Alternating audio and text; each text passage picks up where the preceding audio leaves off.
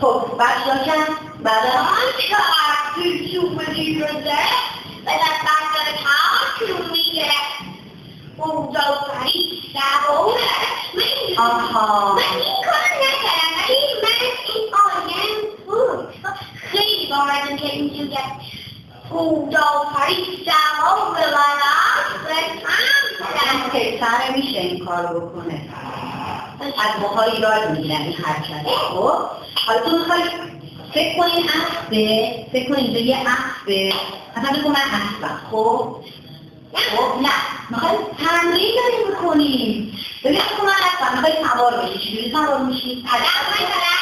نداره حرکت تو یادت بمونه. خب چطوری سوار میخوای بشی؟ خب من سوار نه یه سوار شد.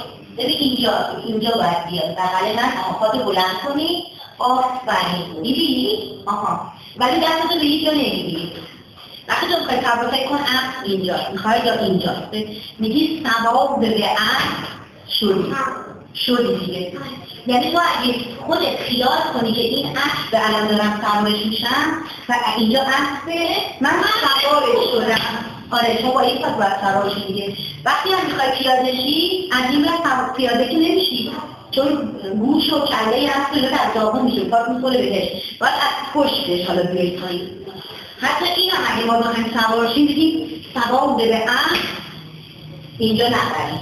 خب اینجا بگیم سوار به اسب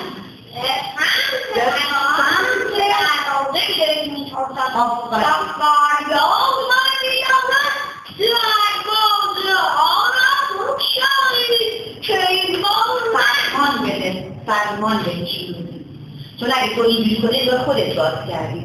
بگو در واقع باز کنی اونجوری که میگه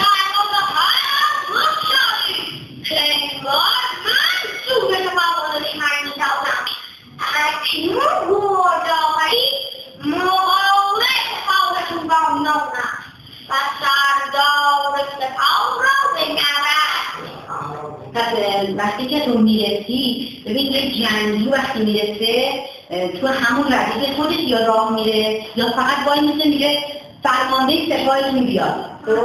تو دیالوگ میگه فرمانده سپاه رو به جنگ میکنن.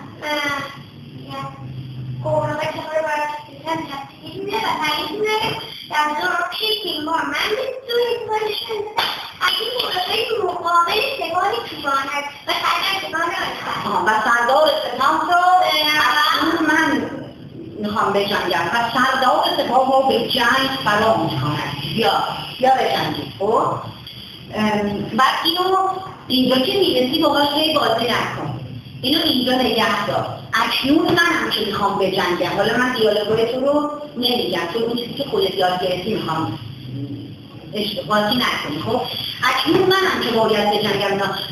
حالا مقابل سپاه تورانی ایستاده و فرمانده سپاه رو به جنگ میتونه. خب بعد میخوام بجنگم با هم دیگه. با چی اول میجنگم؟ اون نیروزه نمیده آها